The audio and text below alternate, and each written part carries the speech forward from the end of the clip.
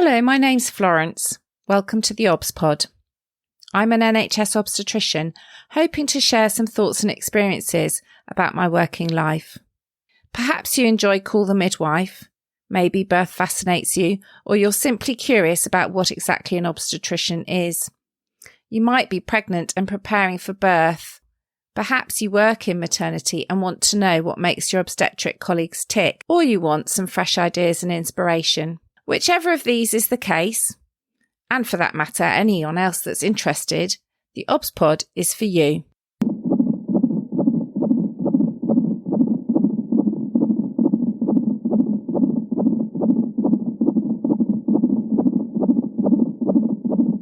Episode 87. The Placenta. Today I'm recording an episode that I wasn't expecting to record. I had a guest lined up. I was going to have a conversation on a completely different topic. But guess what? It's January. COVID got in the way. So I thought I would turn to some writing I'd done over the festive period and think a bit about the placenta. By total coincidence, up popped onto my phone this morning a new episode of the Midwife's Cauldron podcast, which I enjoy very much and have done a collaborative episode with. Guess what? Their episode this week is the placenta and cord blood. I paused for a second and thought, should I listen to their episode before I record my own?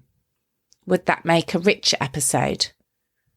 And then I thought, actually, no, maybe it'd be interesting for me to record my own and then listen to theirs and see where that takes me. Maybe setting my ideas down before incorporating or absorbing theirs would be a good plan. Why did I think about the placenta? As I was mulling over podcast topics, it occurred to me that the placenta surely deserves its own episode. It's an incredible organ that acts as the interface, the link between the mother and the baby for the duration of pregnancy. And when I looked online about information for pregnant women and families, there's very little detail on the placenta.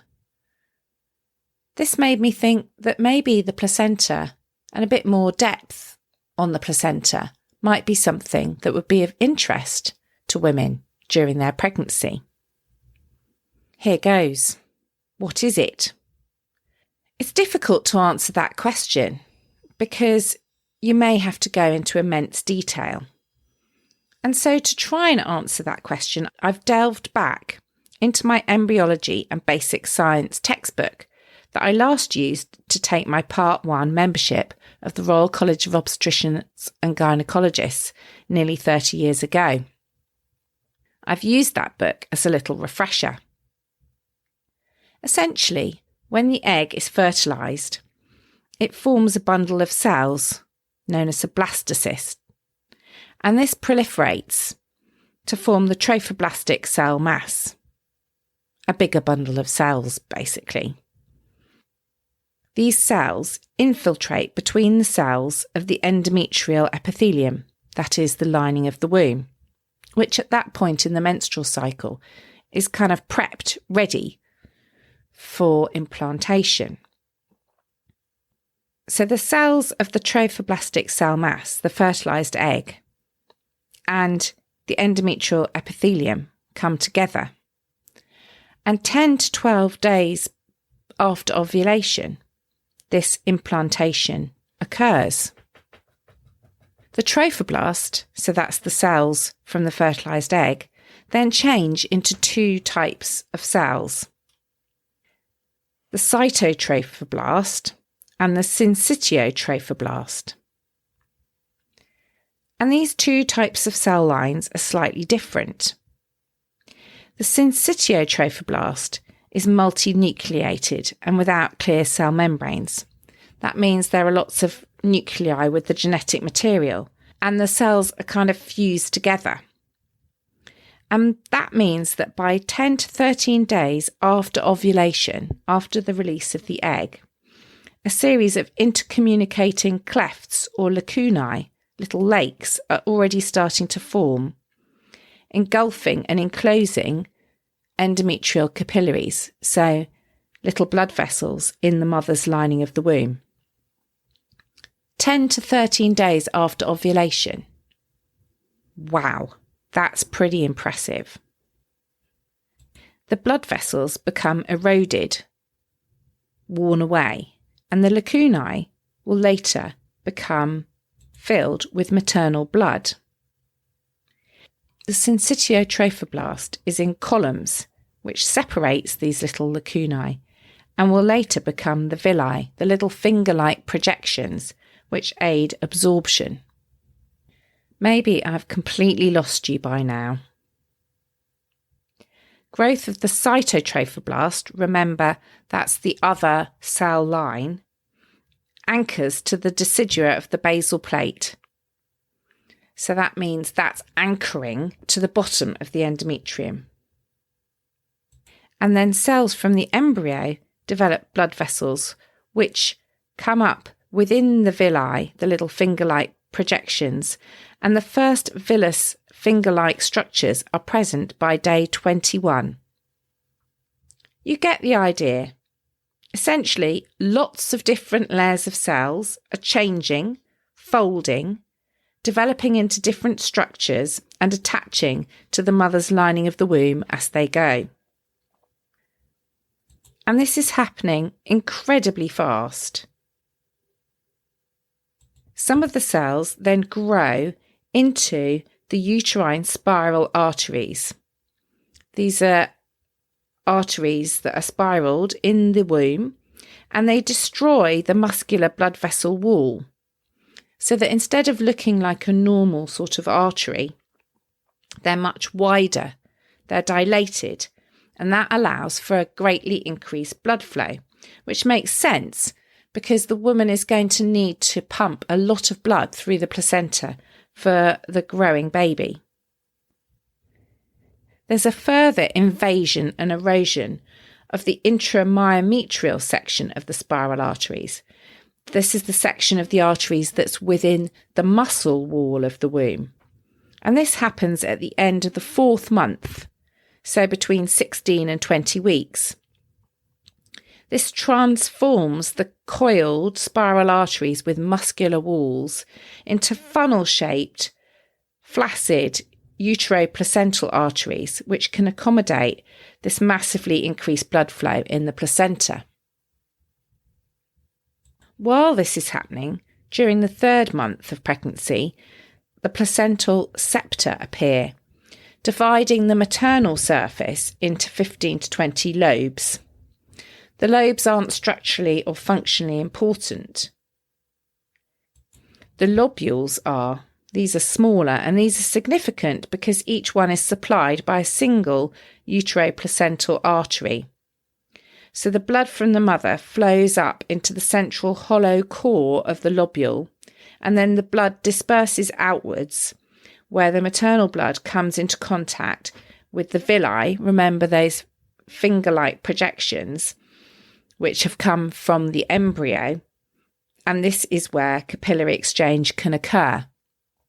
That is, an exchange of nutrients, oxygen, or anything else required by the growing baby. In the first third of pregnancy, the first trimester, the villi are large with small blood vessels.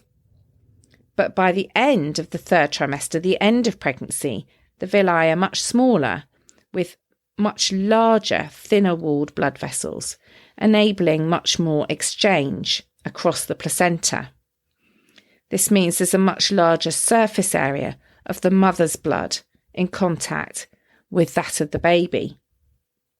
This provides optimum conditions for transfer between the mother and the baby. And don't forget, there's also transfer back, as not only does the mother need to provide the baby with the right nutrients and oxygen, but the baby needs to pass its waste products, such as carbon dioxide, back to the mother. When we look and examine a placenta after birth, we look at the two surfaces, the maternal surface and the fetal surface. And these are very different in appearance. But although we're talking about the maternal surface, the entire placenta is made essentially of cells from the developing embryo and baby. They are fetal cells. They are not maternal cells. They have invaded the mother's endometrium and the mother's blood vessels to form this incredible organ. And this is why some diagnostic techniques used in early pregnancy, taking cells from the developing placenta, a CVS or chorionic villus sampling, is a way of sampling the baby's genetic material.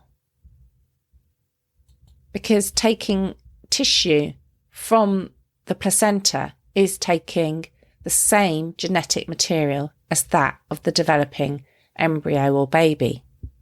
If you look at the maternal surface of the placenta, it looks slightly red and lumpy, perhaps like lumps of liver.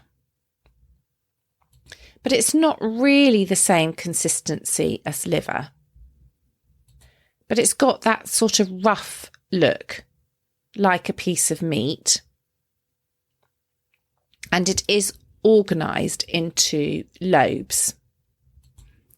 So one of the things we do after a baby's born is to examine the placenta and check, does it look complete? And we'll do that by spreading it out and looking around the edges. Does it look like anything's missing, or does it look like there's any lobes missing in the middle? This side of the placenta is sometimes called dirty Duncan if the placenta comes out with the maternal surface facing, because it looks rough in appearance. Most of the time, as the placenta comes out, it's actually the other way round. You're seeing the fetal surface first. And this is often because the placenta is often encouraged to deliver by what's called controlled cord traction. So that is the midwife or the obstetrician pulling gently on the umbilical cord. Of course, it's very important not to pull on the cord until the placenta has separated from the wall of the womb. And this will usually happen a few minutes after the birth of the baby. On the whole, we tend to give an injection to aid the separation of the placenta and help the womb contract after birth, because there's evidence that this reduces blood loss. However, some women will choose not to have that so-called active management of the third stage and will have a physiological third stage where they'll wait for their body and the placenta to separate naturally without the intervention of an injection. So how do we know when it's safe to pull on the umbilical cord if we're going to do that? One of the earliest things you learn as a midwife or obstetrician is to look for signs of separation. As I said, the placenta will normally separate in a few minutes after the birth of the baby. We need to be patient. Sometimes as obstetricians particularly, we can be rather impatient. We want to get on with stitching. And it is possible to start stitching before the placenta has delivered. But sometimes it can be awkward. It's kind of in the way. Signs of separation, you get a little gush of blood. Why is that? That's because the placenta is separating. So remember those big dilated blood vessels, they were all open, they were passing blood to the placenta. And as the placenta comes away, those blood vessels are initially exposed, and then the womb contracts and constricts those blood vessels. So you get a gush of blood. The other thing you get is cord lengthening. So suddenly the cord will start spiralling and getting longer. And that's partly because the placenta has come away from the wall of the womb and is coming towards you. So when you get those signs of separation, you can gently pull on the umbilical cord if you're actively managing the third stage, the birth of the placenta. We always put our hand on the woman's abdomen to support the womb and make sure that the womb is not being excessively pulled on, because that can lead to complication of an inverted uterus, where the uterus can be pulled almost inside out if we pull and the placenta hasn't separated properly. That's an emergency situation, perhaps I'll tackle in another episode.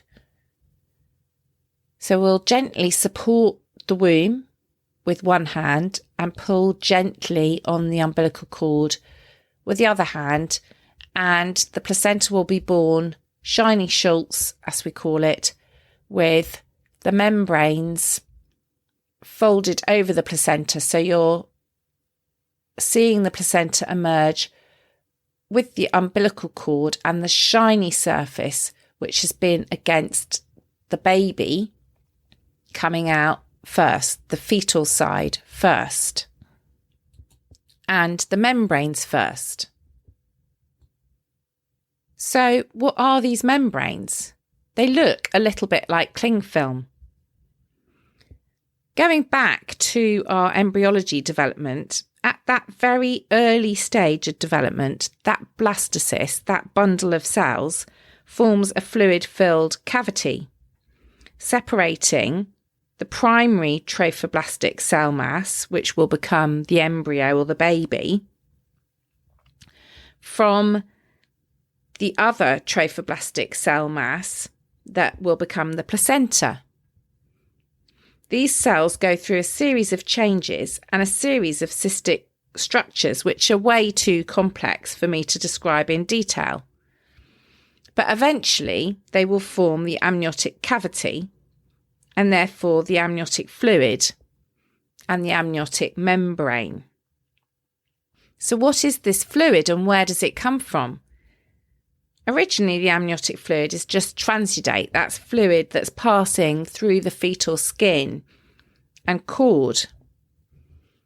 So if you scan and you're having a scan at 12 weeks, there's not much amniotic fluid, because that is mainly fluid from the baby coming from the fetal skin. And again, that's why diagnostic tests in the past, such as amniocentesis, taking a sample of that fluid, have been able to diagnose genetic conditions, because we can take those fetal skin cells from that fluid and culture and grow them. Over time, in the second trimester, so the middle bit of pregnancy, the baby's skin becomes waterproof.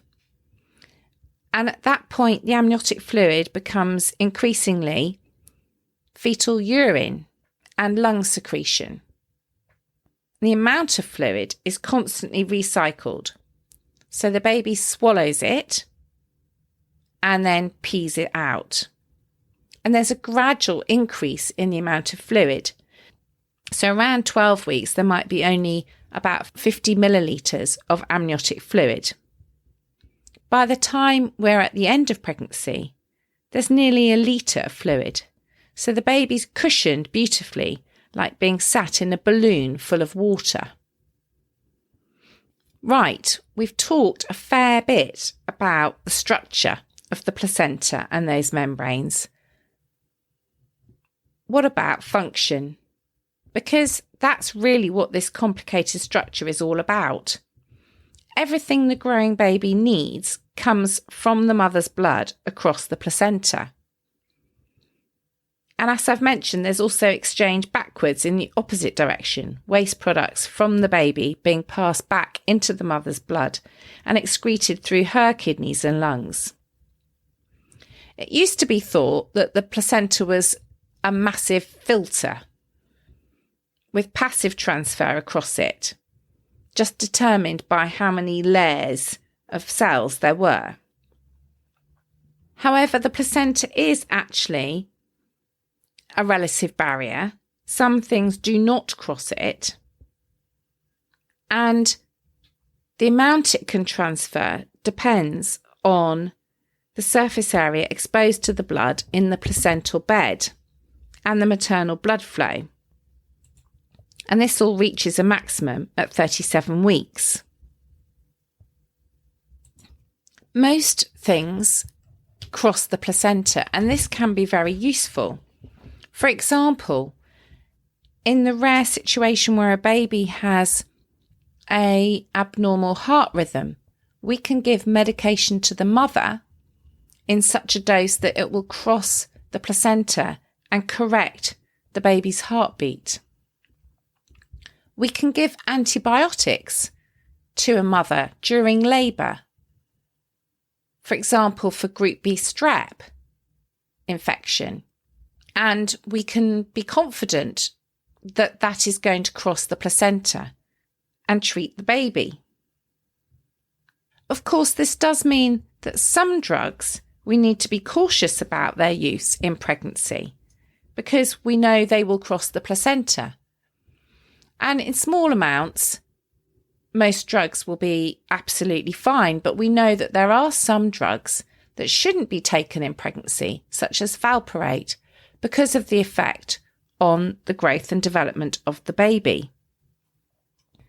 Any drug given will equilibrate across the maternal and fetal compartments. Therefore, if we're giving a dose to the mother that is the correct dose to treat her, only small amounts will cross to the baby because her blood volume is significantly bigger than that of the baby. And of course, this crossing of the placenta is very useful for immunity. The baby gains passive immunity from the mother's antibodies passing across the placenta into the baby. And some of the vaccinations we give in pregnancy, such as whooping cough, are given precisely for this reason. The mother will mount an immune response. The antibodies will cross the placenta to the baby, and this will protect her baby in those first few weeks of life before it's old enough to have its own vaccination. Water obviously is an important thing to cross the placenta, and between 3 and 4 litres of water are exchanged each hour. This means that if a woman is dehydrated, the knock-on effect on her baby can be significant. This can also be problematic if we give too much intravenous fluid to women in labour or use high doses of syntocinon hormone, which can cause the mother to retain fluid and therefore the baby as well. It's one of the reasons we need to be quite careful with fluid balance and making sure that we're monitoring how much the woman is drinking or we're giving intravenously, either in labour or when a pregnant woman is unwell. Gas exchange is immensely clever. Oxygen, obviously, essential. But the baby's blood cells have a greater affinity for oxygen than maternal red blood cells due to fetal haemoglobin. As well as the haemoglobin having a greater affinity for oxygen, the baby has a higher haemoglobin level. So if the average haemoglobin level for a mother is 12 grams per decilitre. For a baby, it's 17 grams per decilitre. So if, for example, 100 millilitres of maternal blood can carry 15 millilitres of oxygen, then in contrast, 100 millilitres of fetal blood can carry 25 millilitres of oxygen. This means the baby is well set up to take oxygen from the mother's blood.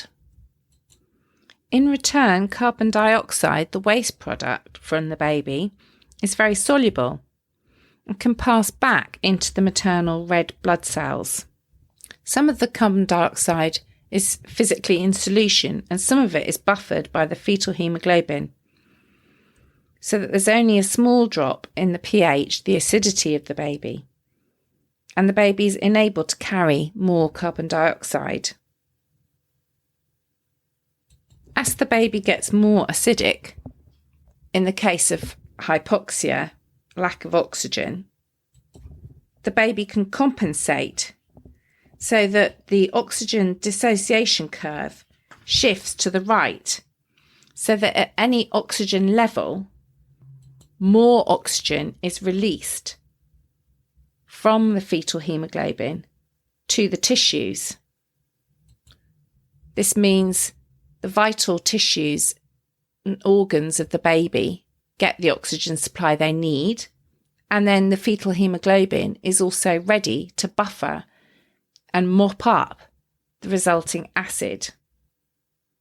The size and the weight of the placenta tends to be in proportion to that of the baby, but the fetal placental weight ratio increases from about 20 weeks. So late in pregnancy, the baby is growing at a much more rapid rate than that of the placenta. So around 32 weeks of pregnancy, the baby is about 4 times as heavy as the placenta. But at around 40 weeks, it's maybe 5 or 6 times heavier than the placenta. Interestingly, the placental has a natural reserve of about 50%. So the placental surface can be impaired, but adequate exchange of nutrients, oxygen, and waste products can continue with the baby thriving and surviving. So there's a bit of inbuilt extra capacity. Sometimes when we examine the placenta after birth and we're looking at the lobes, we're looking and seeing some of them are very calcified or gritty. It may look like part of the placenta has kind of stopped functioning or shriveled up. And this may or may not correlate with the size of the baby or whatever problems were happening during the pregnancy. Examining the placenta is routine after birth. We will look at it to make sure it's complete, check the membranes, check the surface, both the fetal and maternal surfaces, and the number of blood vessels in the umbilical cord, of which there should be 2 arteries and a vein. But for some more complicated pregnancies, examining the placenta in more depth than that is very beneficial. So rather than just eyeballing and looking at the placenta, we'll send it off to be looked at by the perinatal pathologists.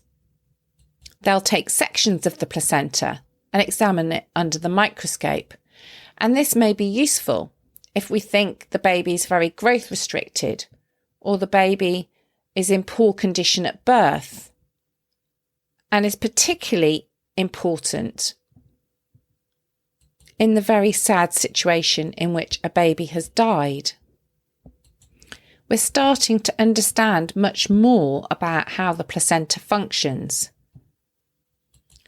One of the aims of giving aspirin during pregnancy is to prevent microclots.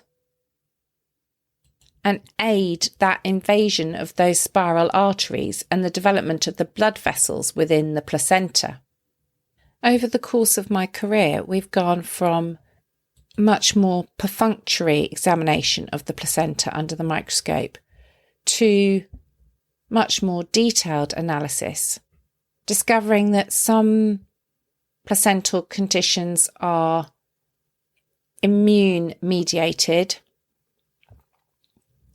It may be the mother's immune system is reacting to the placenta, and some are to do with the development of the placenta or inflammation or infection in the placenta. There are groups up and down the country doing an enormous amount of research on the placenta at the moment. And I can't help feeling that some of the stillbirths or difficult outcomes we've had in the past that were labelled unexplained would actually potentially now or in the near future have more of an explanation.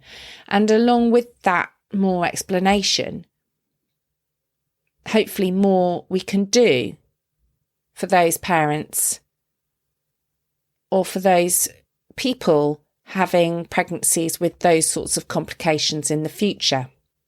So I think the placenta is an absolutely fascinating, incredible organ about which we really don't know sufficiently enough. And my hope is that by the end of my career, we'll know an enormous amount more and therefore be able to offer people better pregnancy care. What's my zesty bit?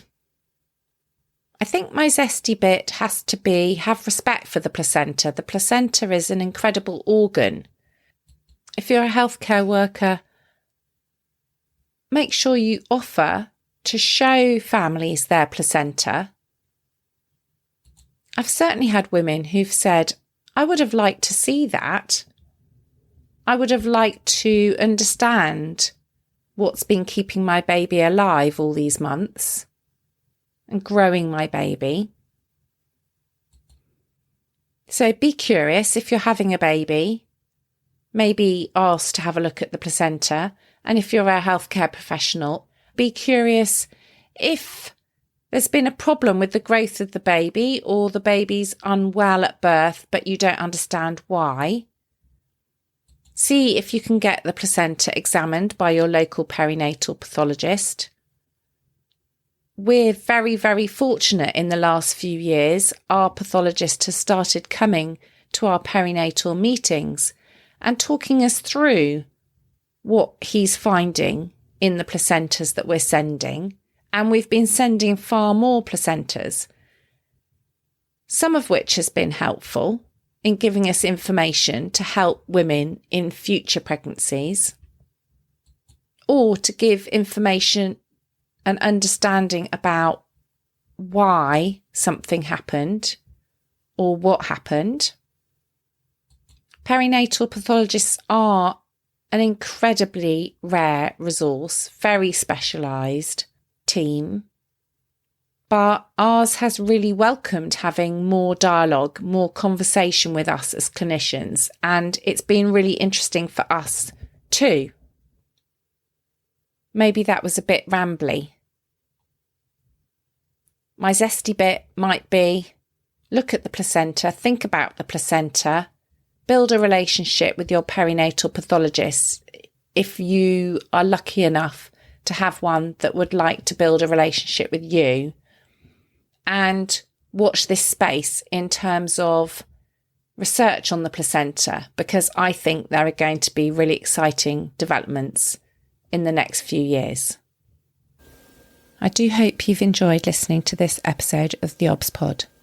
Feel free to contact me on Twitter at FWmaternity or at theobspod to ask me questions, give me topics for future episodes, or let me know what you think. It's absolutely fantastic when you get in touch. I really enjoy reading your comments.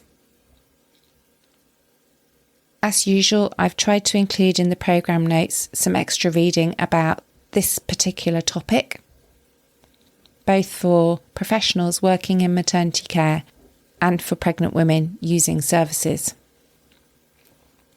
I'd like to reassure you that although I'm talking about my experiences working in maternity care, I take confidentiality very seriously and do not give any personal information about any of my patients. If you've enjoyed listening, I'd love you to recommend the theobspod to friends or colleagues, and please do leave me a review on whichever podcast directory you find my episodes. Many thanks for listening.